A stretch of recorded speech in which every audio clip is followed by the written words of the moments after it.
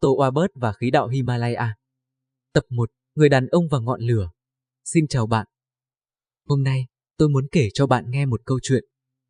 Câu chuyện về một ngọn lửa nhỏ bé. Nhưng quan trọng hơn bất cứ thứ gì trên đời, ngọn lửa ấy đang cháy trong bạn. Ngay lúc này đây. Không, tôi không nói đùa. Cũng không phải ẩn dụ. Tôi đang nói về một ngọn lửa thật. Một ngọn lửa sinh học. Đang cháy trong mỗi tế bào của bạn. Bạn có 37.000 tỷ tế bào trong cơ thể. Và trong mỗi tế bào, có một nhà máy điện nhỏ xíu tên là ti thể. Trong đó, một ngọn lửa đang cháy. Lửa của sự sống. Khi ngọn lửa ấy cháy sáng, bạn tràn đầy năng lượng. Khi nó yếu dần, bạn mệt mỏi. Khi nó tắt lịm, sự sống kết thúc. Và có một người đàn ông, một nhà khoa học Đức, đã dành gần nửa cuộc đời để nghiên cứu ngọn lửa này. Tên ông, Otto Warbird. Câu chuyện bắt đầu ở Berlin. Hãy quay về Berlin, mùa đông năm 1923. Tuyết rơi bên ngoài cửa sổ. Trong phòng thí nghiệm, một người đàn ông 40 tuổi đang cúi xuống kính hiển vi, áo choàng trắng, tay cầm ống nghiệm, mắt nhìn chằm chằm vào một mẫu mô nhỏ xíu. Đó là Otto Warbird. Và ông vừa nhìn thấy một thứ khiến ông phải kiểm tra lại 3 lần. Một con số 70. Mẫu mô ung thư trước mắt ông đang tiêu thụ đường, cao gấp 70 lần so với mô gan bình thường. 70 lần, đây không thể là sai số. Đây là một bí ẩn lớn. Và Warbird sẽ dành 40 năm tiếp theo cuộc đời để giải mã nó. Ai là Otto Warbird? Nhưng trước hết, ai là Otto Warbird? Đây không phải một nhà khoa học bình thường. Đây là một con người phi thường. Sinh năm 1883, trong một gia đình trí thức Do Thái ở Đức. Cha ông là nhà vật lý nổi tiếng. Ông lớn lên giữa sách vở và những cuộc tranh luận khoa học.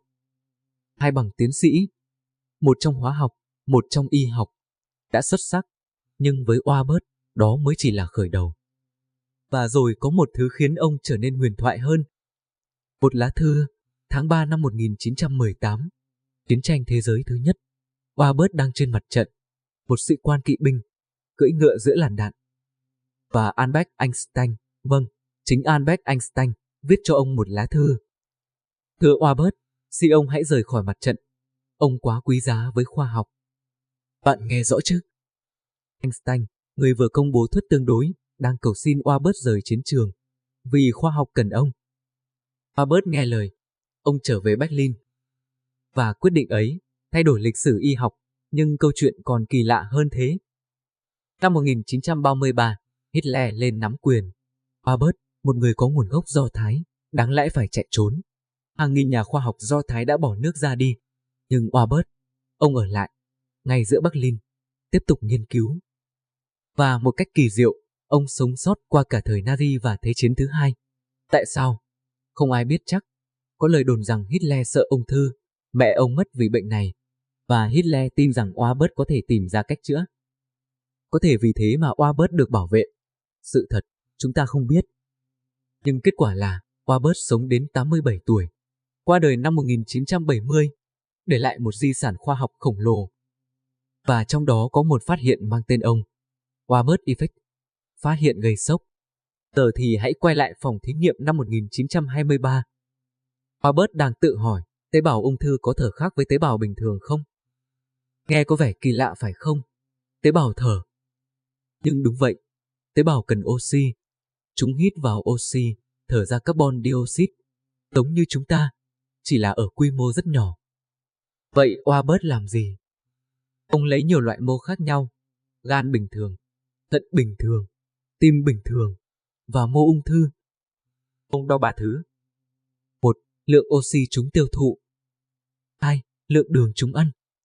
3. Lượng axit lactic chúng tạo ra. Và kết quả, sốc.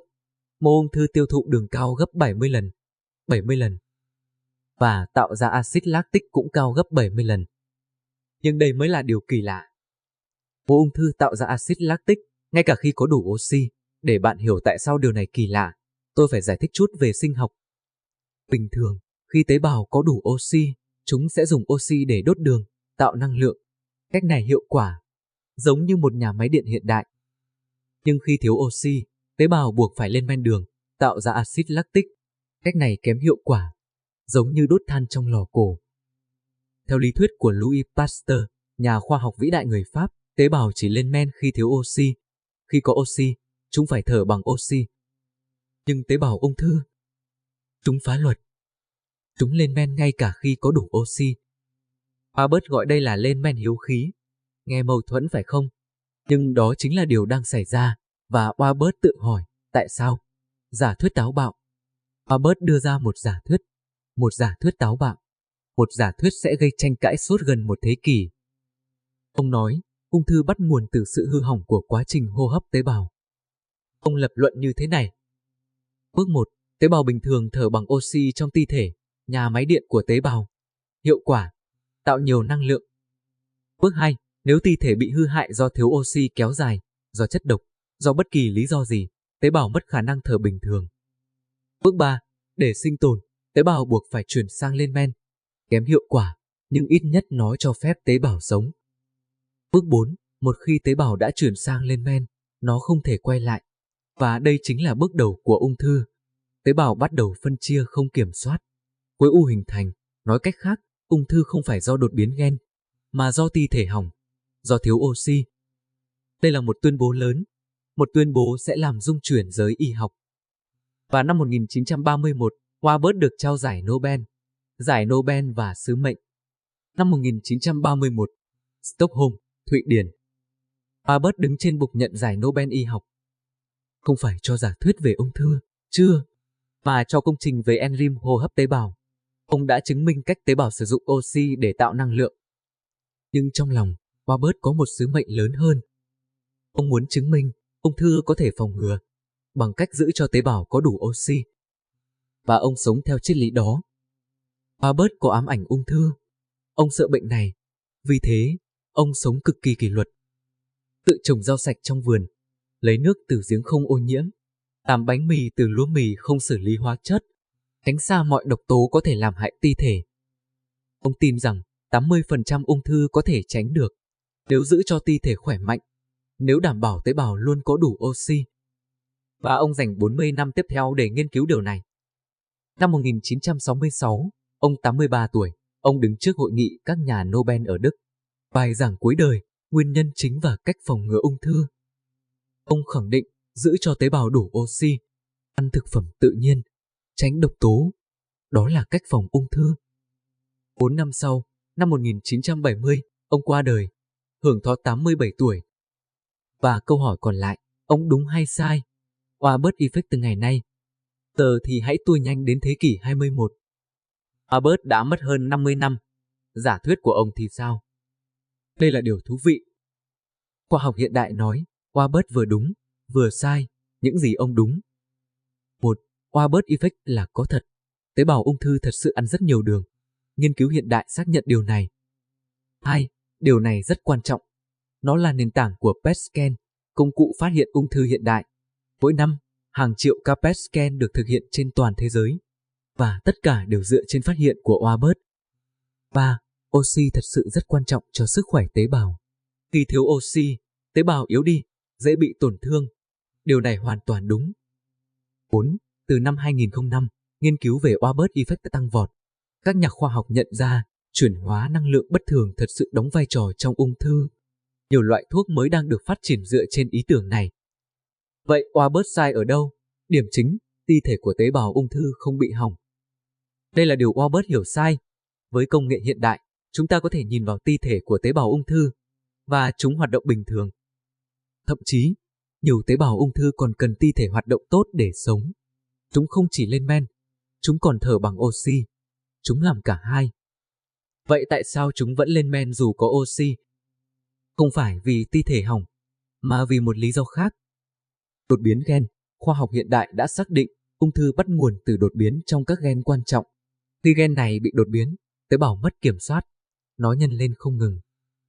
Và những đột biến gen này thay đổi cách tế bào chuyển hóa năng lượng, khiến chúng ưa thích lên men hơn. Vậy Albert Effect không phải nguyên nhân của ung thư, mà là kết quả của đột biến gen.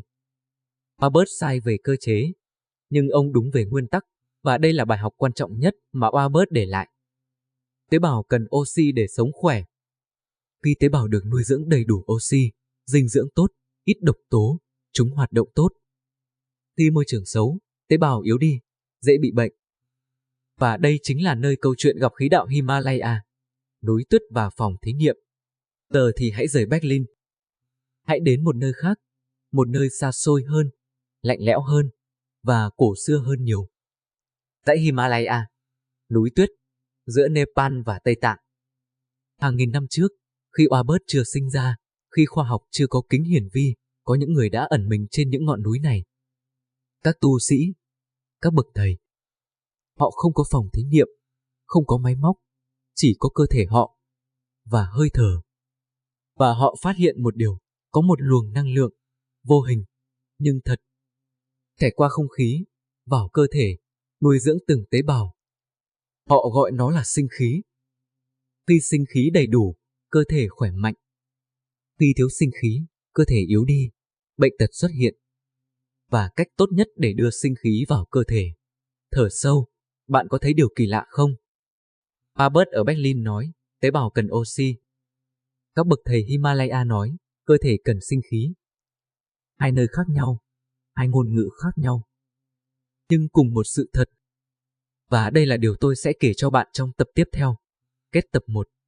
Vậy là hết tập 1. Chúng ta đã gặp Otto Albert, người đàn ông dành cả đời để hiểu ngọn lửa trong tế bào. Chúng ta đã thấy phát hiện của ông, Albert Effect, tế bào ung thư ăn đường như điên. Chúng ta đã biết ông đúng ở đâu, sai ở đâu, và bài học ông để lại. Nhưng câu chuyện chưa kết thúc. Trong tập 2, chúng ta sẽ khám phá. Sinh khí có thật là oxy không? Khoa học hiện đại nói gì về thở sâu? Và tại sao phương pháp hàng nghìn năm tuổi từ Himalaya lại khớp hoàn hảo với nghiên cứu của Albert? Hẹn gặp lại bạn trong tập 2. Và nhớ nhé, mỗi lúc bạn thở, bạn đang nuôi dưỡng 37.000 tỷ ngọn lửa nhỏ trong cơ thể. Hãy thở sâu hơn. Ngọn lửa đang chờ. Hẹn gặp lại. Hết tập 1.